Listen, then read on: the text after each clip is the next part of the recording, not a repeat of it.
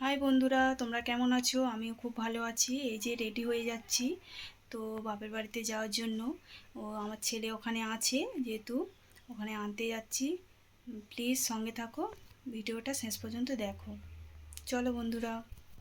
তো hi guys, তো ready হয়ে গেছি আমরা। তো চলো।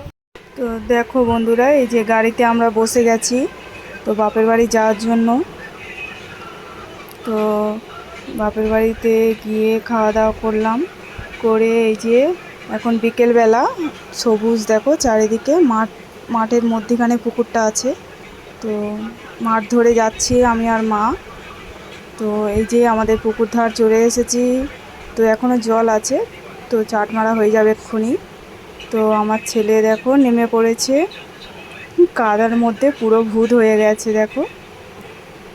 এই যে আমাদের কর্তাও নেমেছে, আর ওই যে আমার দাদাও নেমে গেছে। তো মাছ ধরা হচ্ছে, তো আমরা সবাই ওপরে আছি, মাছগুলো বাছছি।